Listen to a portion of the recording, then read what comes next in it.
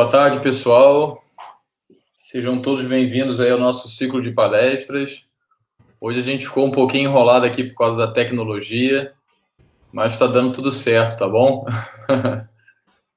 A Beth já conseguiu entrar, saiu, o Patrick também não estava conseguindo entrar, mas vai tudo rolar. Patrick, eu gostaria de agradecer bastante a sua presença aqui no ciclo de palestras, em nome da professora Elizabeth, em nome da Escola de Educação Física e Desportos. Gostaria de agradecer também a presença de todo mundo, né, que está aqui com a gente. Professor Rui, professora Karen, Luiz Cláudio. Daqui a pouco eu sei que vai estar chegando mais gente.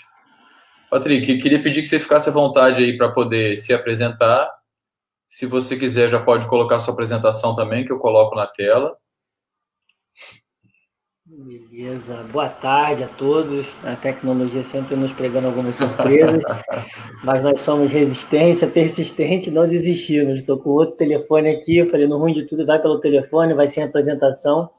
O importante é não deixar o furo e estar presente aí com todo mundo. É motivo de grata satisfação ter aceitado de imediato esse convite, é um prazer para mim tá conversando com vocês hoje, é um bate-papo de forma muito produtiva. Espero também poder estar recebendo alguma coisa dos alunos, dos professores que estarem juntos nesse momento de interação. Estou à disposição também para maiores desdobramentos, caso alguma dúvida não seja sanada, caso algum aluno, alguém tenha mais interesse sobre a temática, que ela é bem ampla e diversa, é que a gente tem um tempinho reduzido e tentar extrair o melhor possível dentro do tempo que nós temos. E é isso. Obrigado mais uma vez, a Escola de Educação Física do Exército, professor, professora, todos aqui presentes. E vamos iniciar as nossas atividades aqui. Deixa eu abrir para você aqui a tela, apresentação. Vou compartilhar para vocês. O tema ele foi bem provocativo já, intencional, para que a gente consiga, né, ou tente orientar e balizar algumas coisas sobre o que é o que, se tudo é a mesma coisa, se natação é natação e por aí vai. E aí na hora que a professora pediu um tema, né? Deixa eu estar compartilhando para você agora. Sim. Tá, vou botar uma tela cheia aqui então. Ela pediu um tema. Guilherme, só me orienta, tem até às 17 com vocês, é isso? A ideia é que você fale mais ou menos por 40 minutos, porque depois a gente faz uma interação com quem está presente, tá certo? Mas fica tranquilo aí. Boa palestra. Um abraço, Patrick. A gente se vê depois no final. Tá bom, então, ótimo. Já está compartilhando aí, né?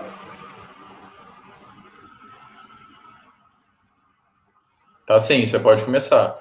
Tá compartilhando. Beleza, então, só para saber se estava compartilhando. Então, ótimo. Então, mais uma vez, boa tarde.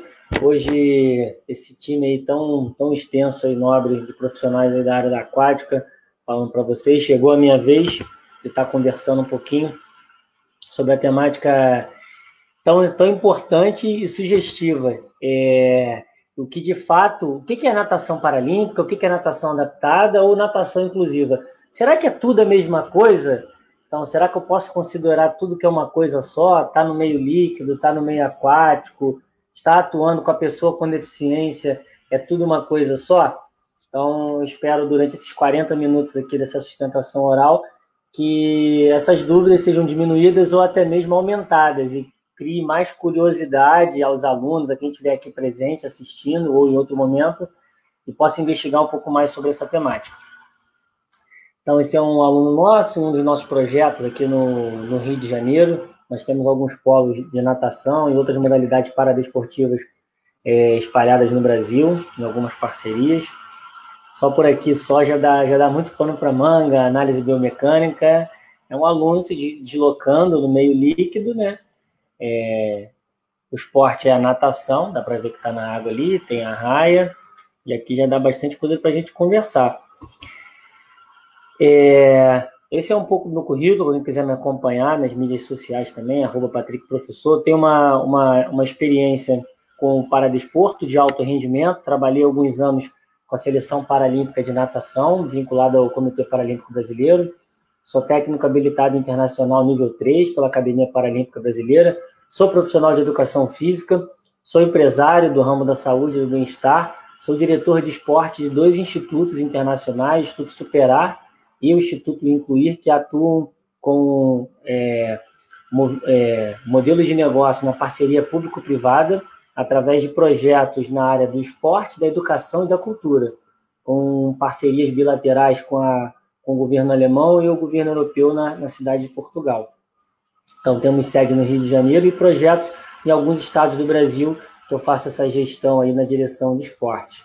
Ministro também aulas de alguns programas de pós-graduação na área de natação adaptada. Enfim, vamos seguir.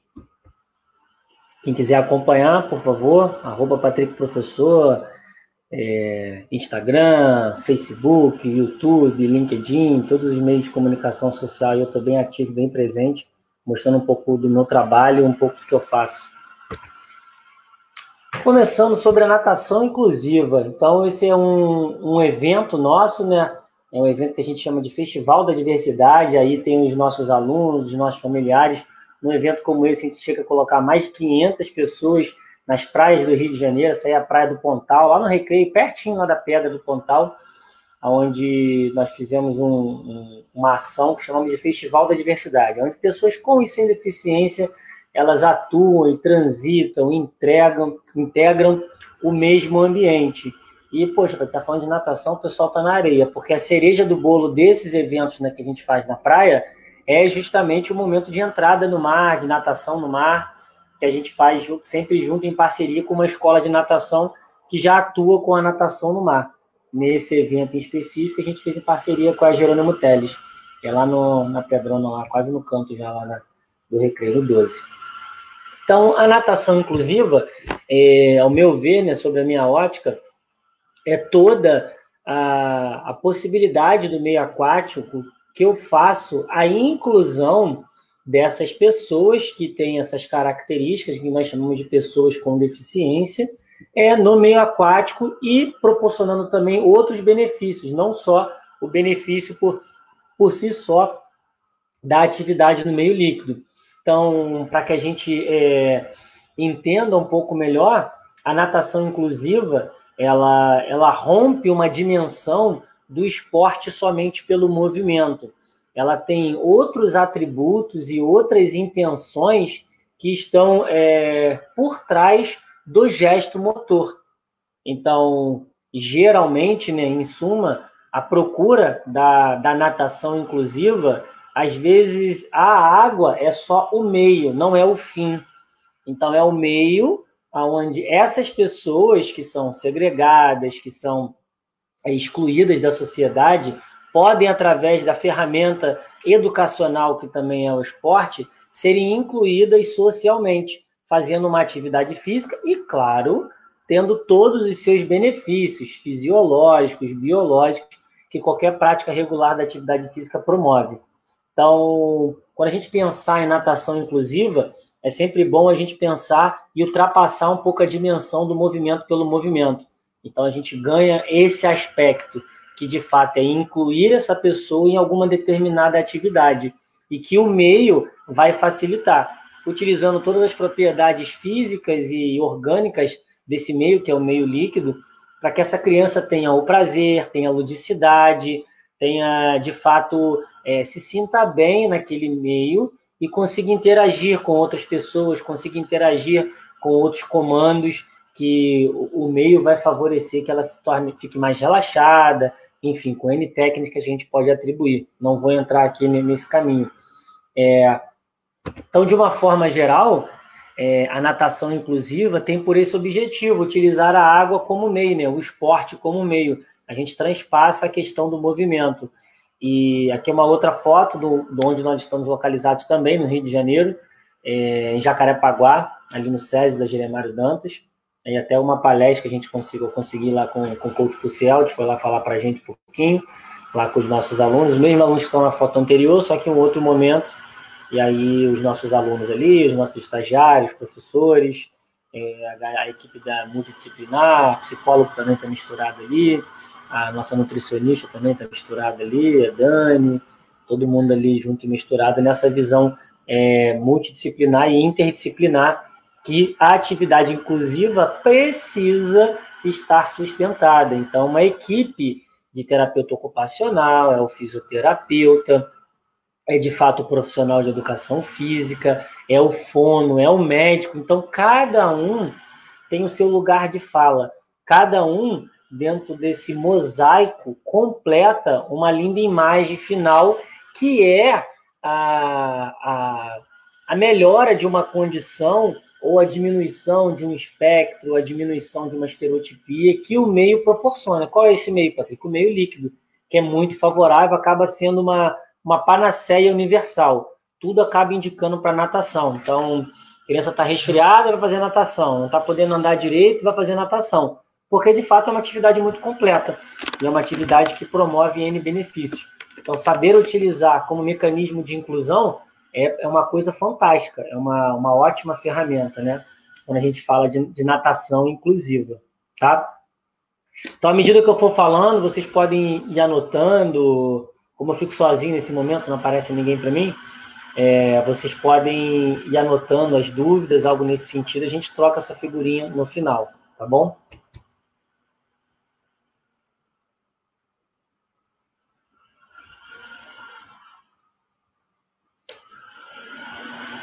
Esse é o evento que eu mostrei para vocês no início, aquela foto.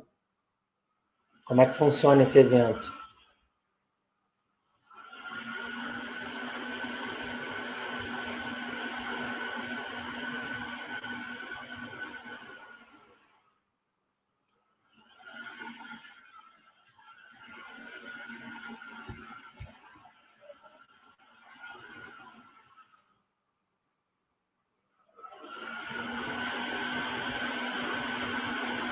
Nesse dia foi o surf.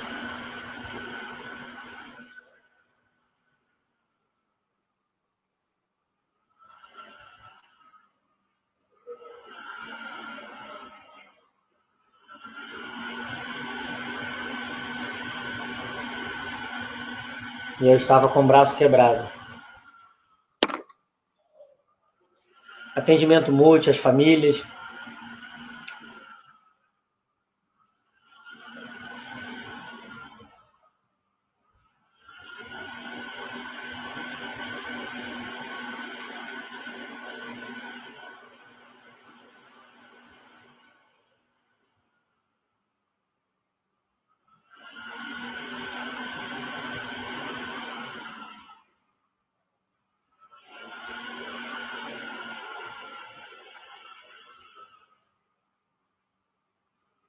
Muito bom. Então, de forma bem sintética, né?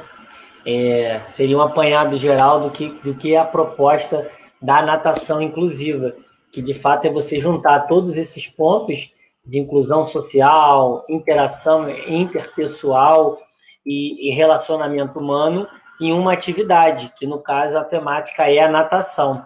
Então, você poderia se chamar da natação inclusiva, onde eu consigo, através desse meio líquido, interagir e conectar essas pessoas. Isso seria a natação inclusiva. E aí, já passando para um pouco sobre o que é a natação adaptada. Então, essa natação adaptada. Então, a gente falou um pouquinho de natação inclusiva.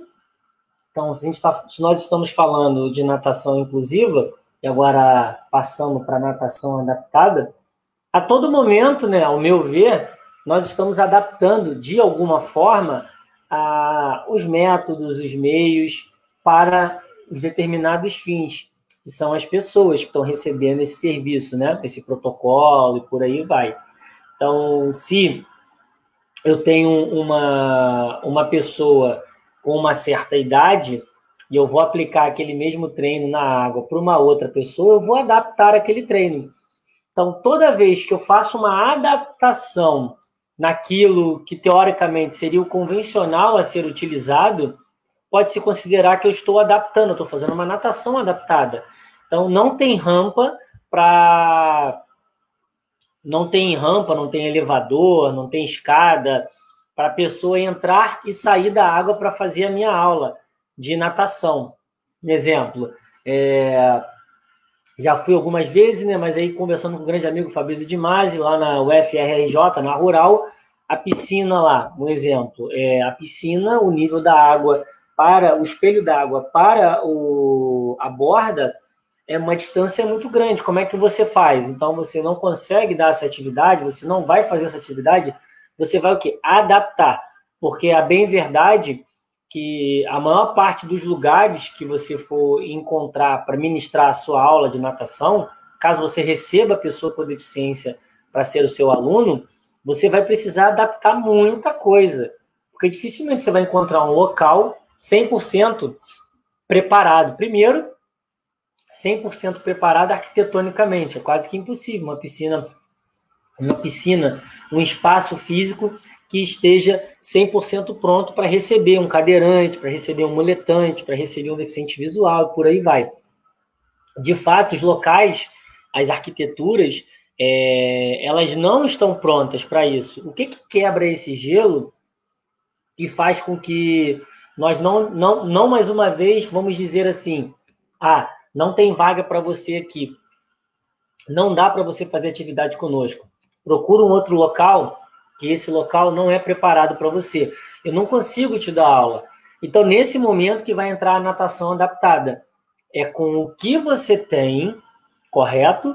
Você vai adaptar os meios e os métodos que você iria aplicar de uma outra forma se fosse uma pessoa com uma outra característica. Um exemplo nessa foto que ilustra muito bem. Como eu tirar uma pessoa da cadeira de rodas e fazer uma locomoção correta e segura dessa pessoa para um outro meio. Pode ser para um bloco, para uma cadeira, ou, quiçá, eu pegar e levá-la direto para a água, se assim for a minha intenção. Então, isso eu estou o quê? Adaptando. Porque o ideal era que tivesse alguma coisa que ela sozinha pudesse fazer isso. Já que ela não consegue, a gente vai interferir, a gente vai intervir e nós vamos conseguir fazer com que ela chegue até a água. Mesmo que sozinha ela não consiga. A gente vai adaptar e vai colocar ela dentro da água. Na hora de tirar da água, a mesma coisa. Possivelmente ela não tem uma piscina preparada para retirá-la da água. Ou um elevador em forma de guindaste, que é onde você alça a pessoa e coloca ela na cadeira. Ou uma rampa que tem uma cadeira anfíbia, que a pessoa sozinha já consegue sair de dentro da água na cadeira numa rampa e já ir para o meio terrestre. Então você vai ter que adaptar a entrada dessa pessoa e ter as técnicas adequadas e corretas para você também não se machucar, né? Porque de que adianta você fazendo bem ao outro e você lesionar, um exemplo, a sua lombar numa retirada de uma pessoa muito pesada da água. Então é importante também nós aprendermos esses ajustes de adaptação, primeiro para nós que vamos ajudar, preciso ter saúde para conseguir ajudar alguém, e depois para conseguir gerar segurança para essa pessoa, que é um indivíduo, né? Eu tenho que respeitá-lo, as suas características. Então, nesse sentido, a gente caminha sobre o que seria a natação adaptada. Sendo bem claro aqui, é praticamente quase que uma totalidade da nossa realidade. Então, o que nós praticamos no dia a dia é uma natação adaptada, porque a todo momento a gente precisa respeitar as características daquele indivíduo, e aí sim eu consegui dar o estímulo, independente se for uma série, um tipo de treino, como ele vai começar, como ele vai terminar, como ele vai entrar na água, como ele vai sair da água. Respeitar essas características me leva a um leque de adaptações para que eu permita que esse indivíduo possa estar inserido na atividade, que é a proposta da natação. Então, de forma geral, a gente estaria falando de natação adaptada, todo esse universo de adaptações que eu faço para aplicar uma aula, né? E é no caso da pessoa com deficiência. Mas a gente também adapta uma aula de hidroginástica para as pessoas sem deficiência, para um idoso. Você vai fazer uma adaptação. Você adapta também uma aula de natação para uma pessoa que nunca nadou e uma pessoa que já tem uma prática regular da natação. A gente está sempre adaptando isso para que consiga gerar o melhor estímulo para o nosso aluno. E para a pessoa com deficiência, a mesma coisa.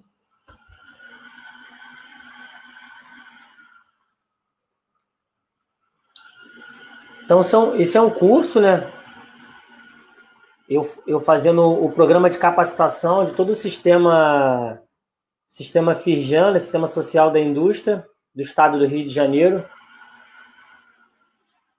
onde eu ia nos polos capacitando os profissionais a atuarem com o universo da pessoa com deficiência. Isso é uma oficina prática de uma experimentação após fundamentação teórica, vou voltar aqui, sobre a deficiência visual, né? Então, os profissionais, eles estão dentro d'água. Nesse dia estava até chovendo a beça no dia um pouquinho. E aí os profissionais estão dentro d'água fazendo essa simulação. Um se tornou o deficiente visual e o outro se tornou o guia. Então, houve 2 momentos, onde você primeiro faz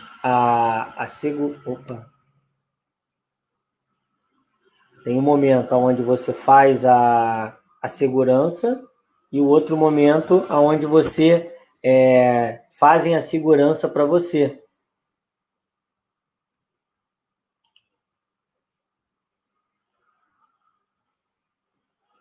Parou de compartilhar aqui, Guilherme.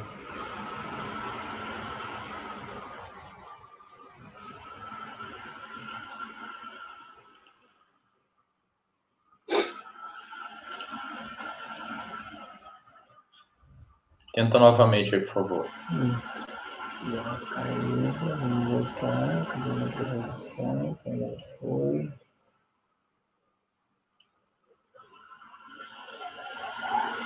Deixa eu ver aqui de novo.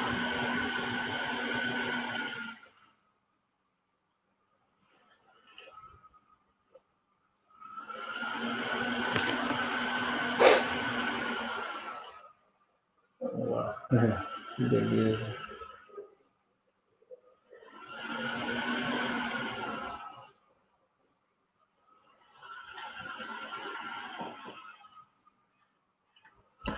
A galera tá me ouvindo? Sim, tá rolando. Então beleza, show de bola. Vou tocando aqui porque a apresentação resolveu fechar, vou abrir ela aqui de novo. Então, quando você disponibilizar, eu já insiro na sua apresentação. Tá ótimo, bom? Então. Eu vou sair, um abraço. Show.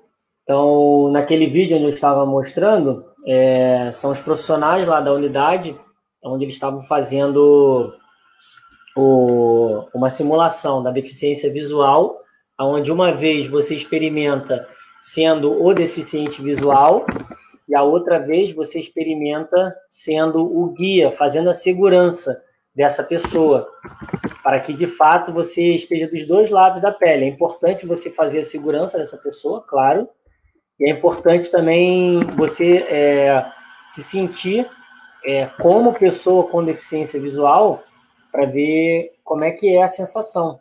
A partir daí, você consegue melhorar a sua didática, de fato, aquilo que você vai estar fazendo na sua aula. Então, eles experimentam essa atividade e aí, vamos embora, aí a gente segue junto. Tem uma série de técnicas que eu posso contribuir com esse aluno, com essa pessoa que é deficiente visual, para que ele consiga desenvolver as suas habilidades.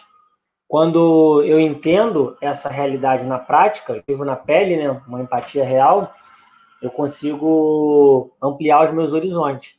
E aí, na hora que eu for ministrar uma aula, fica muito mais fácil eu explicar para o aluno o que ele faz, o que ele não faz, como é que ele faz, porque tá tranquilo para mim, eu experimentei, fica muito mais sensitivo, né? E aí isso também é uma forma de adaptação, porque de fato é uma adaptação na atividade que ele está fazendo. E se eu estou adaptando dessa forma, eu consigo visualizar essa possibilidade. Pois bem, vou voltar aqui. Apresentação. E aí ficou faltando, né? Eu deixei já de propósito, né, para ter um pouquinho mais tempo de fala na apresentação na parte da natação paralímpica, né, que é um pouco mais complexa. Então, só para alinhar, a natação inclusiva, a gente entendeu como movimento tudo aquilo que a gente pôde fazer como inclusão desse aluno, o nome já diz, incluir esse aluno na atividade ao meio. A natação adaptada é a grande parte do nosso universo, né, onde nós vamos estar, o que nós vamos fazer, o que de fato vai determinar o nosso dia a dia, que nem sempre eu vou ter a oportunidade de trabalhar com alto rendimento, ou trabalhar, provavelmente dita, com a natação inclusiva. A natação inclusiva, ela também é adaptada, né? Não tem para onde correr. A gente também está adaptando a todo momento. E a natação paralímpica já muda completamente o cenário. Já muda, de fato, completamente essa perspectiva.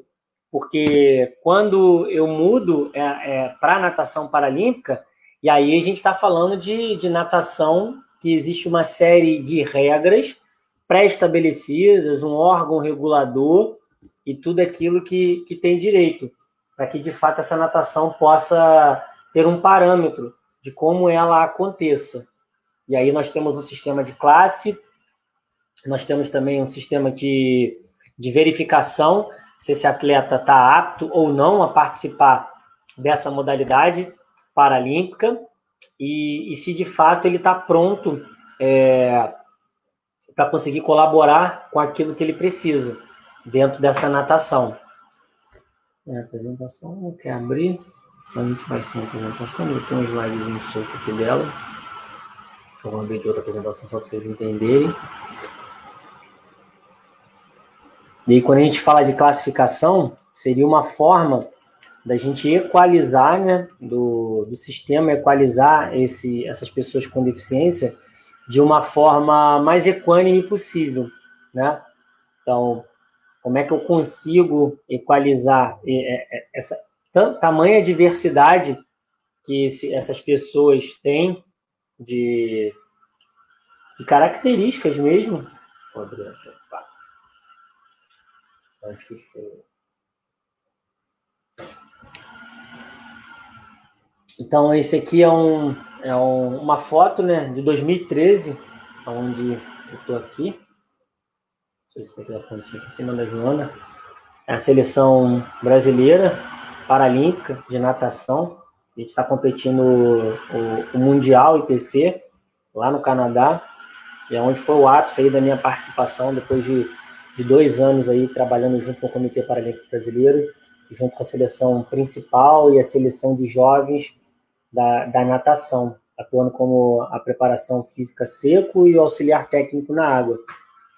Então a natação sempre esteve junto comigo. Então, se a gente for falar sobre a natação paralímpica, para chegar a esse nível do alto rendimento, a gente precisa entender que ela passa por um sistema de classificação. E esse sistema de classificação, ele busca equalizar essas diferenças que tem de características mesmo, tá? Então, a gente busca equalizar essas diferenças. Então, quais são as deficiências? Uns exemplos: cegos, paralisados cerebrais, cadeirantes, intelectuais. A classificação funcional da natação paralímpica, né, a gente chegou agora, ela funciona sempre com uma tríade: o profissional de educação física, o fisioterapeuta e o médico, que fazem a classificação funcional. Na natação, a gente tem aqui algumas nomenclaturas. Como boa parte da nossa base aqui, a gente pega muita coisa do inglês, que é o Comitê Internacional, que é o IPC, o Comitê Paralímpico Internacional. O brasileiro, o Comitê Brasileiro, o Comitê Paralímpico Brasileiro, que é o CPB. Então, essas siglas aqui, elas têm um porquê, né? Esse S, vem de swim, de natação, né? Significa que a pessoa está nadando os nados livre, costas e borboleta. O SM significa que ela está fazendo alguma prova lá no call-room, lá quando você for ver a ficha de chamada, ela está fazendo uma prova de medley. E o SB está nadando uma prova de peito, que é o swim e o backstroke aqui, né? Então, que ela está fazendo uma prova de peito. Correto? Então, livre, costas e borboleta é só o S, peito é SB e medley é SM. Na natação, a gente vai de S1 ao S14. São agrupados essas deficiências, né? De 1 a 10 são limitações físico-motoras, de 11 a 13, deficiência visual, e o 14 são todas as deficiências intelectuais agrupadas. E aí a gente entende como deficiências intelectuais todos os transtornos, espectros, baixo QI, tudo está junto na deficiência intelectual. Na deficiência visual, são todos agrupados do S11 ao S13, correto? De uma forma que sempre, quanto menor o número, né, maior é o acometimento desse atleta. Então, o S11, em comparação ao S13, ele enxerga menos. Geralmente, o S11 ele é cego total. E o S13 ele até enxerga, mas é um exame clínico, que é o profissional de educação física não entra, é um exame oftalmológico de acuidade visual. E as fisicomotoras, né, que vai de S1A ao S10, segue a mesma lógica. Quanto menor o número, maior o acometimento desse indivíduo. Então, o S1 ele é mais acometido do que o S10, tá? E aí pode ser que surja uma dúvida, né? Aqui como a gente agrupa, né, igual tá naquele quadrinho lá do CPB, né, que vai do S1 ao SM10, que são as fisicomotoras, ao SB1, SB9, o visual vai do S11 ao S13, né, então, SB11, SB12, SB13, SM11, SM12, SM13, o S14, todas as provas, né, ó, livre, costa e borbo, peito e medley da classe 14. Só que para chegar a essa classe, dentro do sistema de classificação, que são em dois momentos, né, um teste de pista, um teste de banco e um teste funcional. Esse teste de banco, quem faz é o médico e o físio. E o teste de campo, quem faz é o profissional de educação física com habilitação e formação em classificador funcional pelo Comitê Paralímpico Brasileiro. Então, todos nós entramos com 300 pontos na classificação, tá aqui, ó, 300 pontos, né? E aí, cada membro nosso, ele tem uma quantidade de pontos a serem retirados. Então, os braços valem 130, as pernas 100, o tronco 50, a saída 10, a virada 10. À medida que você entra com 300, são retirados esses pontos, tanto no banco, quanto no teste funcional, que é o teste de você nadando, propriamente dito, e cruzam esses dados matematicamente, e vai gerar um número. Um exemplo, a classe S7, ela vai de 191 pontos a 215. Tá? Então, existe um protocolo, né, um papel, um manual, que você aplica com esses indivíduos na hora da classificação. E aí geram-se números, e esses números, quando são cruzados, terminam com um final resultado. E aí o S8, um exemplo, vai de 216 a 240. Repare que com 191 pontos, eu ainda sou S7, a pessoa. Mas com 190, ela já não é mais S7, é que a gente chama de borderline. Tem borderline alto e borderline baixo. Então, repare que até dentro da própria classe existe essa diferença, né? Que ela vai sempre existir, né? A diferença está sempre em torno de 25 a 35 pontos de classe a classe, e a ideia da classificação justamente é tentar agrupar essas deficiências, né? Vai ser sempre o calcanhar de Aquiles a questão da classificação, dá muito pano para manga, né? Desses escândalos aí, vira e mexe também, os protocolos acadêmicos e científicos vão evoluindo e a gente consegue melhorar algumas coisas. Vou mostrar para vocês aqui agora um vídeo real do IPC, né, do Comitê Paralímpico Internacional, sobre uma classificação, uma comparação de amputados e dislemia, que é uma má formação.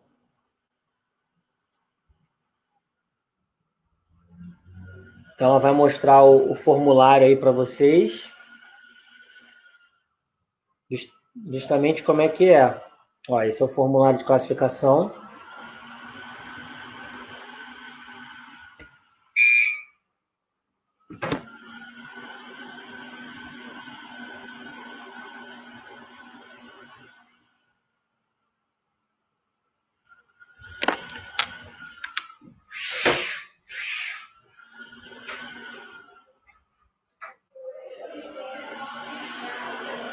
Fala, Pedro. Deixa aqui, galera, tá no meio da aula ali. Tá Aí, luz aqui? tá, o meu é do Henrique. Tá luz, cara.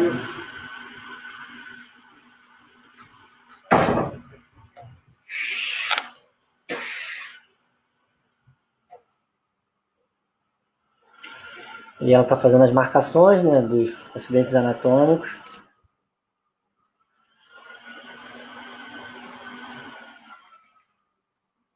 E ela vai justamente ver o que ela tem de função ainda e de quantidade de membro no outro membro, né, que é o membro acometido. A gente chama desse coto aí, se ele é funcional, se ele não é. Ela vai testar o quanto de movimento articular tem, flexão, extensão, adução, abdução, pronação, supinação, para ver se consegue identificar as articulações ainda presentes nesse coto.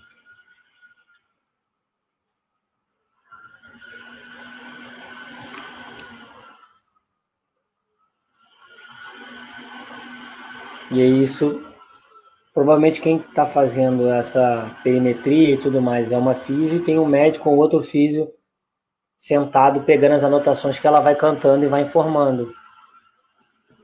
E alimentando esse questionário, esse formulário, perdão.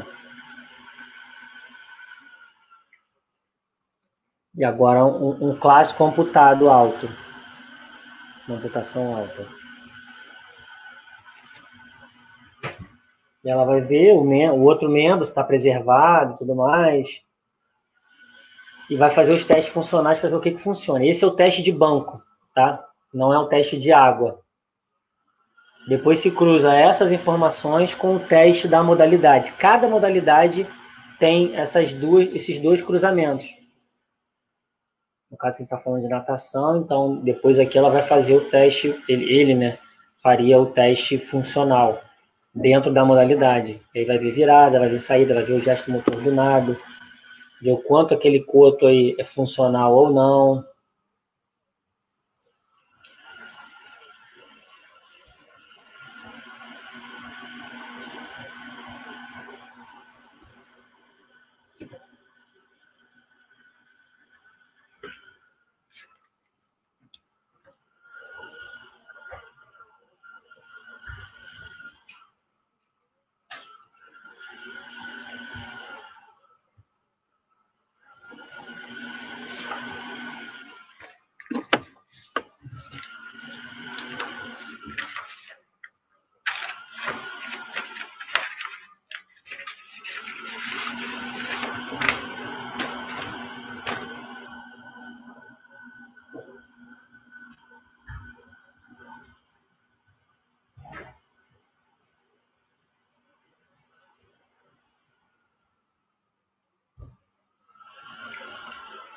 Beleza. Aí ela mostra essas comparações entre uma e outra, entre uma classificação, entre uma modalidade e outra. Tem mais um vídeo que eu vou mostrar para vocês, que a gente já vai pro bate-papo. Parar o compartilhamento para mostrar o outro. Compartilhar de uma outra tela aqui agora. Compartilhar assim. Esse videozinho aqui é bem legal.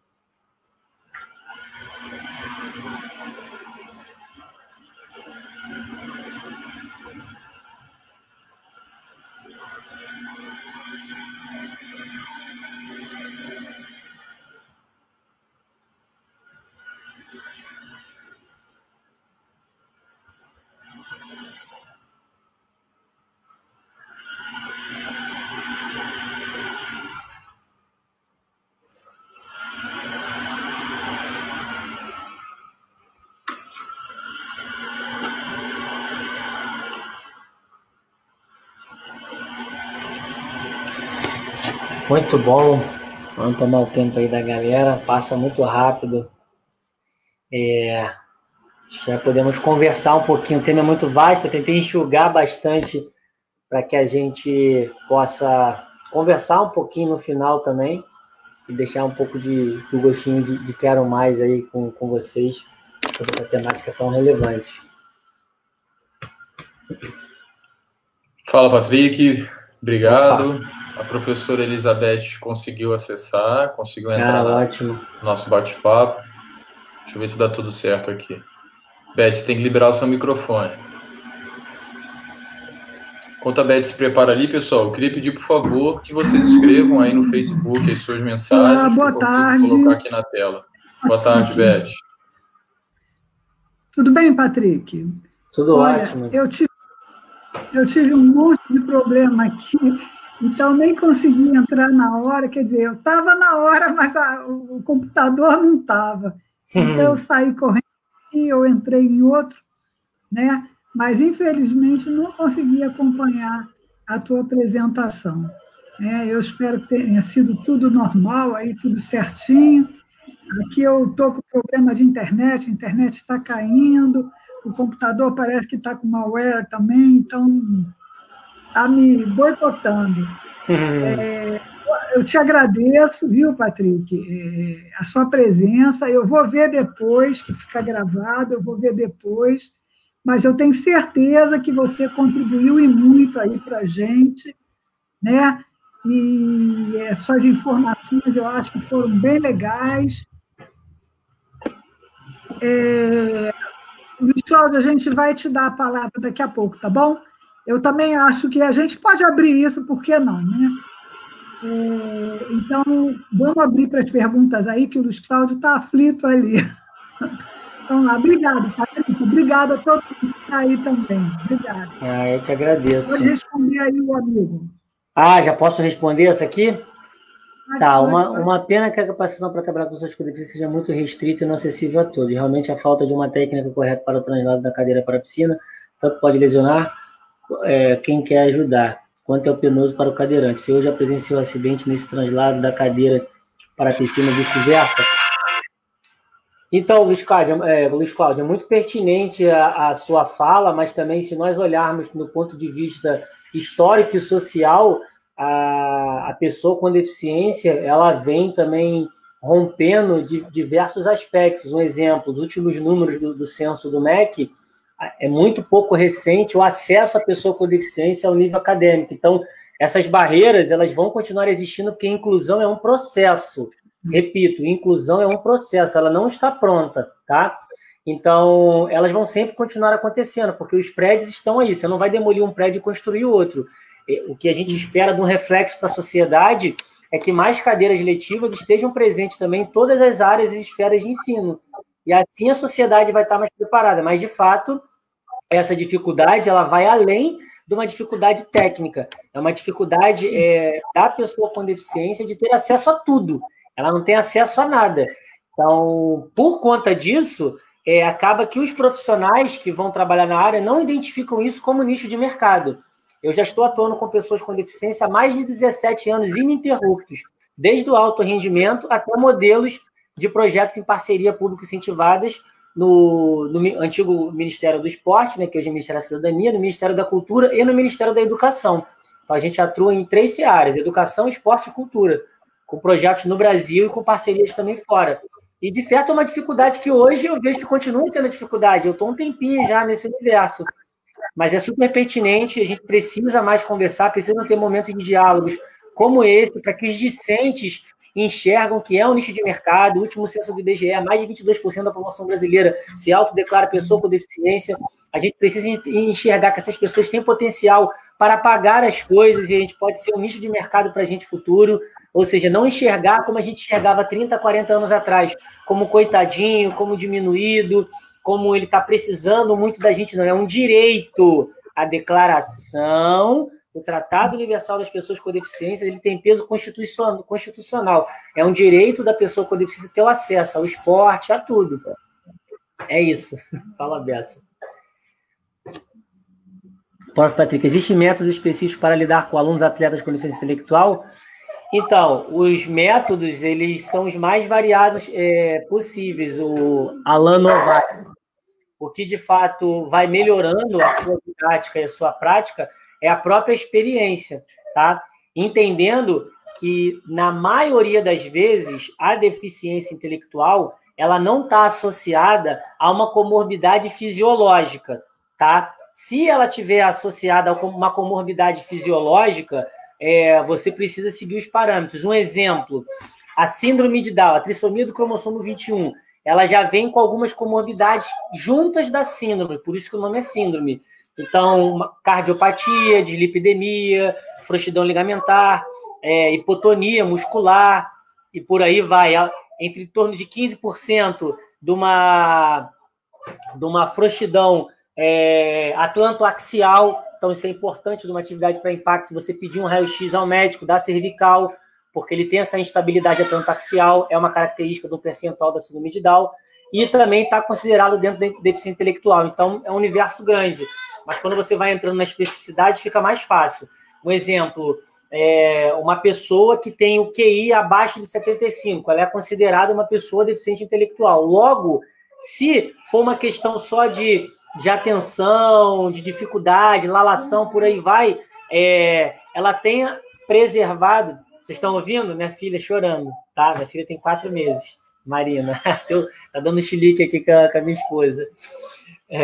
Direto live aqui, ela tá participando de todas, do jeitinho dela. Até perdi aqui o fio da meada. Então, apareceu até um gatinho aí, ó, também. Vida real é assim, né? De casa, todo mundo participa.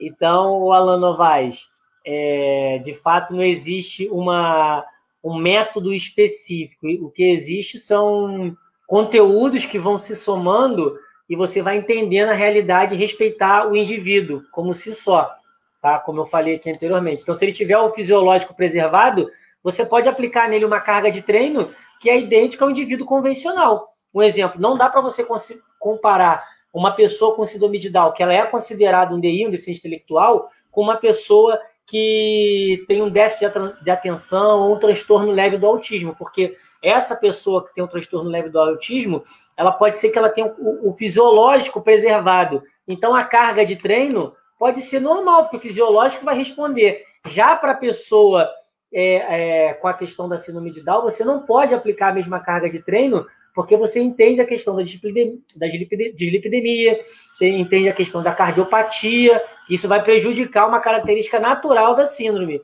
Então, entender essas complexidades que vai montando um cenário teoricamente perfeito e melhor para aquele indivíduo.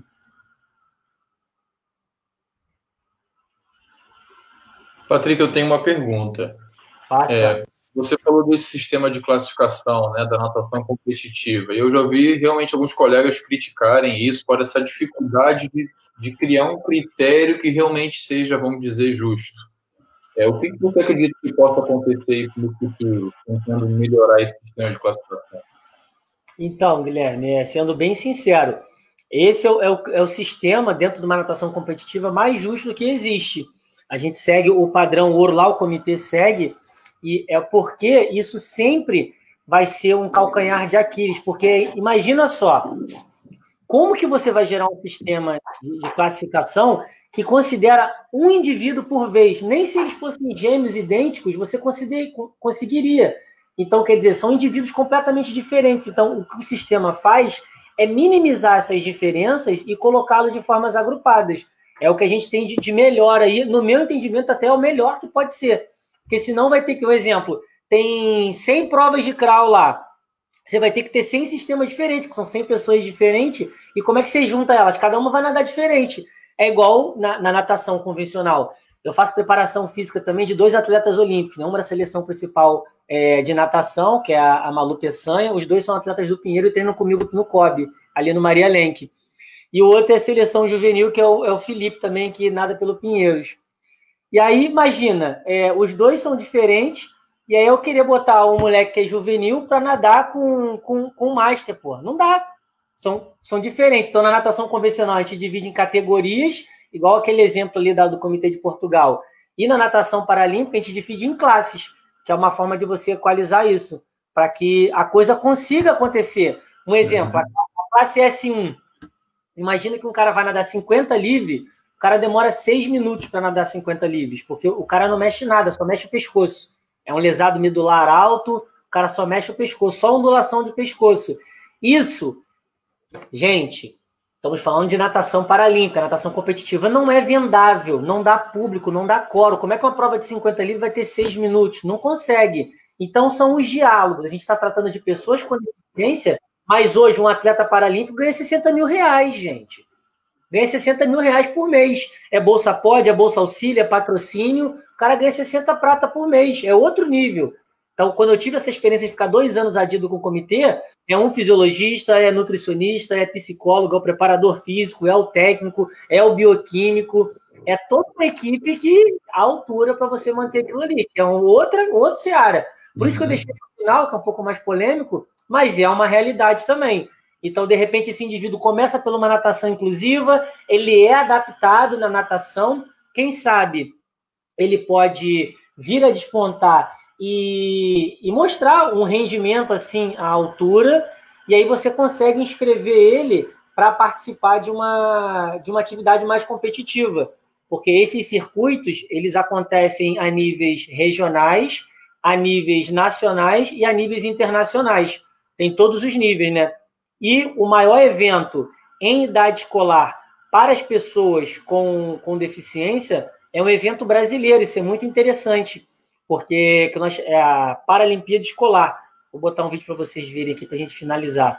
A Paralimpíada Escolar, Guilherme, é o maior evento do mundo em idade escolar para pessoas com deficiência. E é fantástico o quanto essas crianças, jovens e adultos, se sentem à vontade. E a porta de entrada, a partir dos 12 anos, para essa criança vivenciar o desporto de rendimento. Lá ela vai ser classificada funcionalmente, lá ela vai ter a medalha só se ela ganhar, ela começa a entrar no esporte de rendimento mesmo. E quem sabe, se ela continuar rendendo bem, ela vira a ser um atleta paralímpico. E se ela não for um atleta paralímpico, ela vai ser um atleta para a vida. Ela vai conseguir desenvolver, melhorar as suas questões, ter os benefícios da prática regular da atividade física, que isso é ótimo também, e vai ser uma pessoa mais ativa, né? Que isso é muito importante nos dias atuais, a gente combater aí o sedentarismo e fazer com que as pessoas possam ser mais ativas, e ainda mais tratando da pessoa com deficiência. Então, são universos que se confundem um pouco, ficam ali meio entrelaçados, mas que estão em áreas diferentes, apesar de tudo ser pessoa com deficiência. Uhum. O Patrick, o professor Alain mandou outra mensagem aí, vou colocar para você ler, tá bom? Manda aí.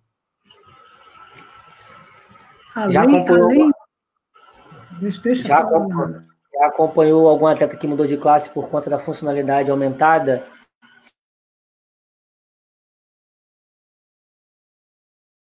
Sim, Aldo.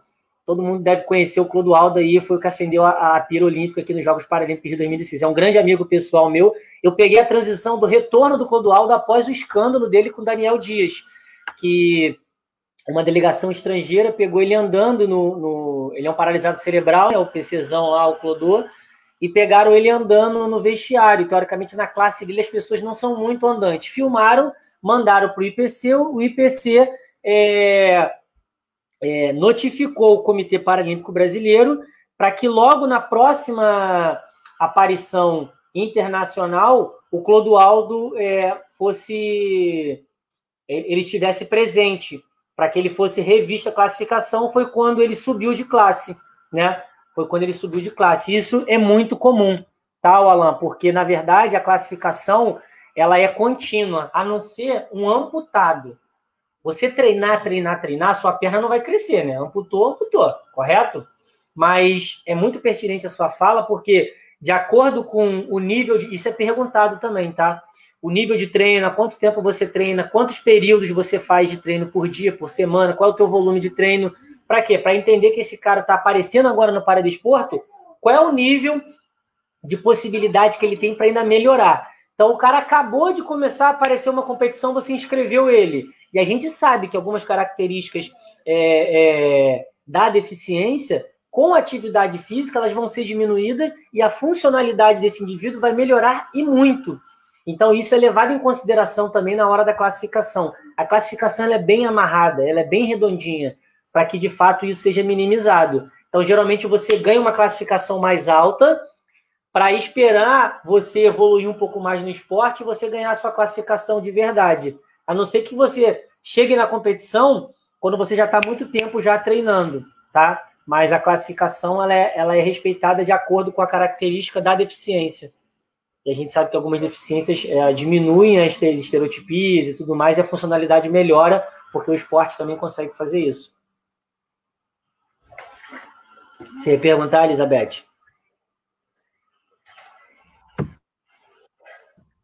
Eu ia comentar que essa classificação funcional é uma coisa médica, né? Para todo mundo é uma coisa igual, né? Você pode falar melhor aí, mas é igual internacionalmente, né? Para poder ter essa competição também entre os países. Mas o que eu ia falar também é que o importante disso tudo é que, além deles fazerem uma atividade física, um esporte, praticar um esporte, conhecer gente, eles melhoram a qualidade de vida deles, né? Eles veem gente, eles fazem atividade, eles saem, conhecem pessoas. Então, isso é muito importante para a vida, né? É uma vida que fica com mais sentido, não é isso? Sim, total, exatamente. Deixando claro, esse protocolo de classificação, ele é o padrão ouro dentro do paradesporto. Ele segue exatamente o mesmo protocolo, que nem é traduzido, é usado integralmente no inglês, né? Igualzinho aquele que eu mostrei para vocês ali, a menina fazendo aquele papel ali que ela mostra, às vezes ela anotava, às vezes ela voltava, que é o Comitê Paralímpico Internacional. Então, todas as competições internacionais, elas são balizadas por ele. O Brasil, ele está bem à frente dos outros países, porque ele consegue implementar isso também nas competições nacionais. Por quê? Porque tinha muita... Há um tempo atrás, né, se falar de 10 anos atrás, existia muita divergência entre uma classificação nacional, um brasileiro. Quando o cara chegava no Open, que é a classificação internacional, o cara tomava pau na classificação. Poxa, mas como é que no Brasil eu sou classificado X e na internacional Y? E com a medida do tempo, a aproximação do Brasil com outros países. Hoje, o presidente do IPC é um brasileiro, que é o ex-presidente do Comitê Paralímpico Brasileiro, o André Passos. Então, quando eu trabalhei com o comitê, ele era o presidente do comitê brasileiro, né? E hoje ele é presidente do Comitê Internacional, ele é um brasileiro. Então, isso aproximou muitas coisas. Ele é um cara muito bem relacionado, anos-luz aí no paradesporto, e é hoje ele que comanda o IPC, é um brasileiro. Então, isso é muito interessante. Então, hoje já não acontece mais esses erros gritantes de você estar competindo um campeonato brasileiro, fez um índice para um Open, vai para o Open ou o Open aqui, e chega no Open, você toma ferro na classificação. Hoje em dia, isso é quase que mínima a chance disso acontecer, porque os classificadores nacionais estão à altura do padrão internacional. Isso é muito bom para a nossa visibilidade, né? Tanto é que o Brasil sempre dá de lavada no COB, o CPB dá de lavada no COB. Deixa eu mostrar para vocês aqui. Que bom, né? Alguma coisa que a gente está fazendo certo, que bom. Deixa eu mostrar o vídeo para vocês aqui da Paralimpíada Escolar. Um vídeo bem legal. Deixa eu abrir, cadê ele? Paralimpíadas Escolares.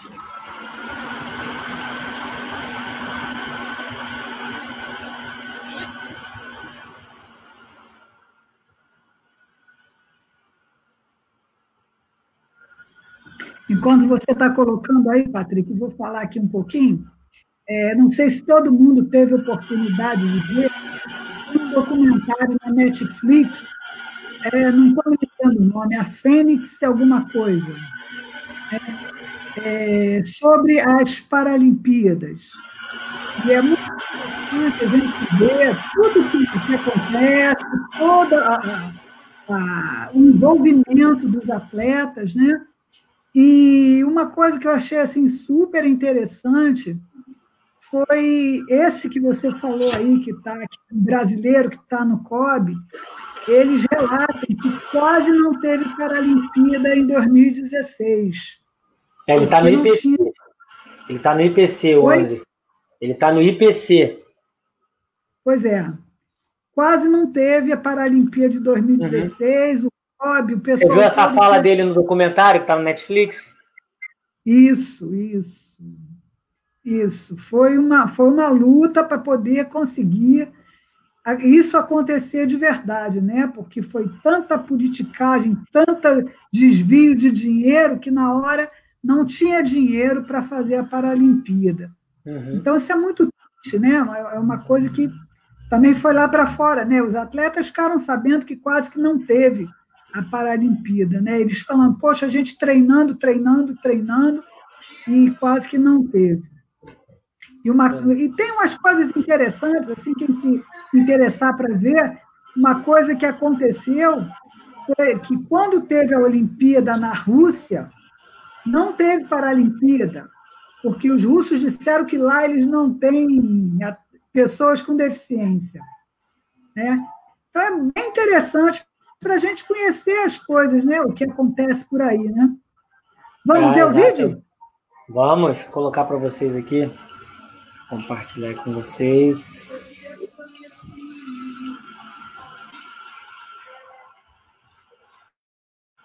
Tá compartilhado aí?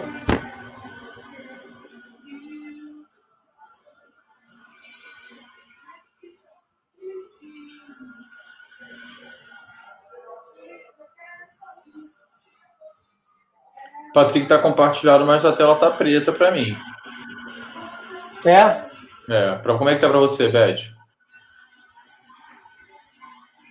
Eu não estou vendo nada, tá preto. Estou vendo vocês dois e preto. Para mim tá rodando aqui como compartilhamento. Os outros foram direitinho.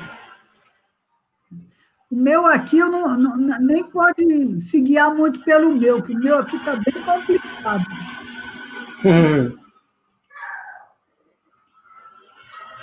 Isso, exatamente. Esse documentário aí, Pode para Todos. É esse mesmo.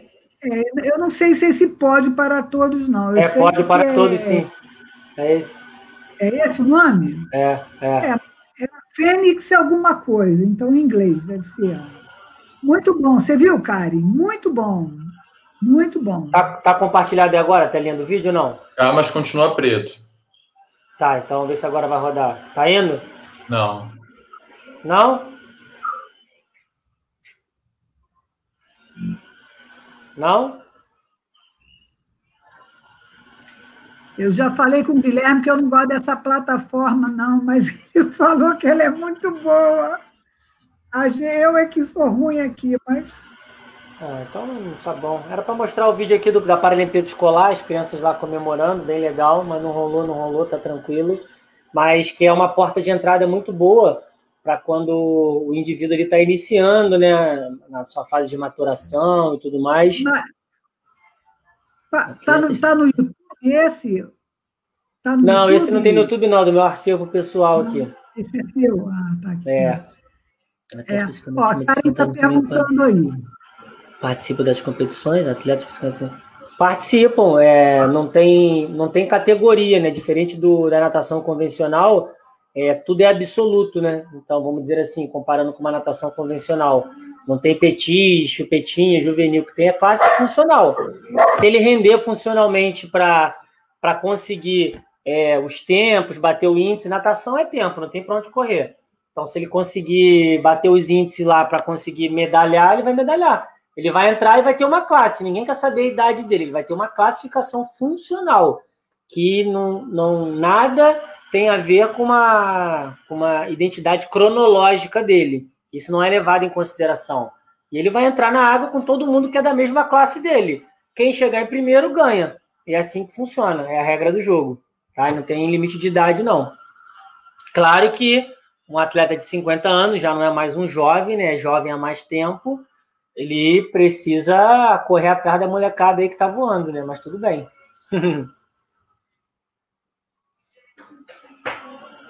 E quem já assistiu pode ver que não tem as mesmas... É a classificação funcional mesmo.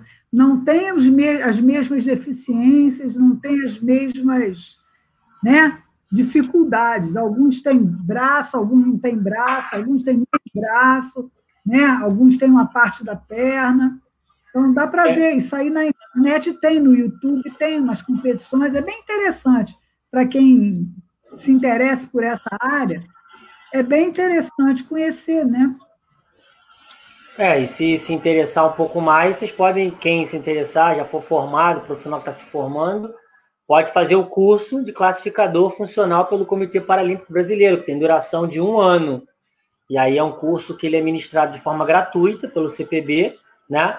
Só que você tem que viajar o Brasil todo nas competições, avaliando os atletas após o conteúdo teórico. E aí você pode fazer o curso, no final desse curso você termina, tem o título de classificador funcional e pode ser convocado para trabalhar mais um nicho de mercado, porque, como eu disse, a classificação funcional é uma tríade.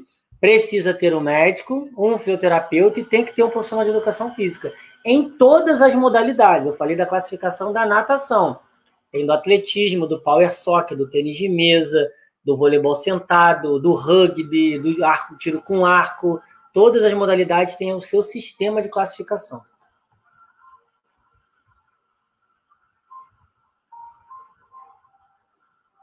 E esse curso tem aqui no Rio? Como é que está? É remoto? Não, Comitê Paralímpico Brasileiro. Então, você tem que entrar no site lá, procurar o curso na Academia Paralímpica Brasileira e as informações estão lá. Eu já não trabalho no comitê tem bastante tempo. Então, site, Google, Comitê Paralímpico Brasileiro, Academia Paralímpica Brasileira, formação em classificador. Aí você vai ver lá, tem agenda, tem calendário. Ele acontece anualmente. Como hoje isso está, de fato eu não sei. Mas sei que o curso ele dura 1 ano e é durante as competições que você é testado como classificador para no final você ter esse título, essa titulação de classificador funcional, né? E aí depois disso você pode ser convocado pelo comitê para trabalhar nas competições para ser um classificador.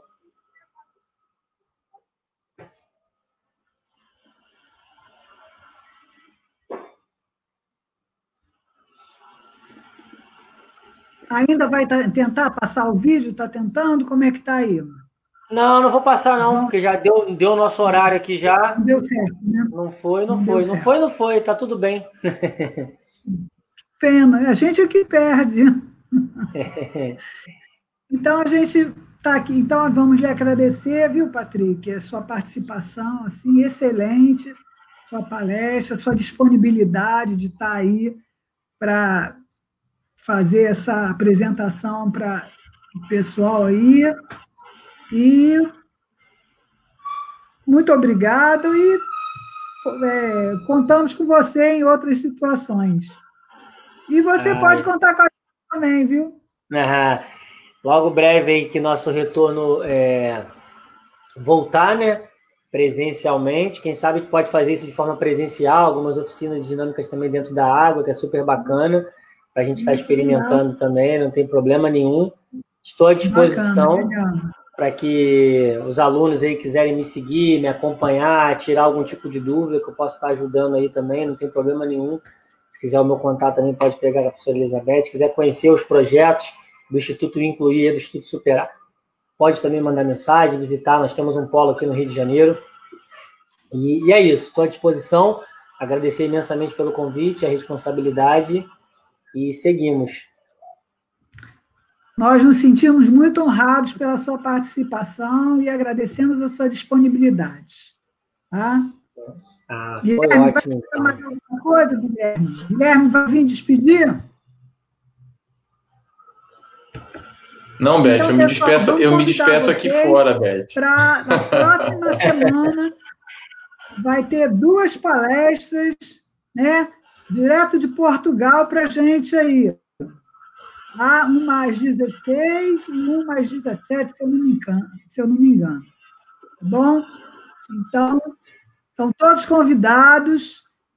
Esse semestre a gente fez diferente, então tem que se inscrever em cada palestra e aí recebe, no final, o certificado de cada palestra. Tá? Precisa se inscrever, cada palestra precisa se inscrever. Bom, contamos com vocês, agradecemos a presença de todos, agradecemos a palestra e a presença do Patrick. Um beijinho no seu neném e na sua esposa aí. Agradecemos esse tempinho que a gente roubou você deles. Tá bom? Muito obrigada, pessoal. Esperamos encontrar vocês na próxima terça-feira, às 16 horas, com a professora Tinoca, falando um pouco sobre hidroginástica. Tá bom?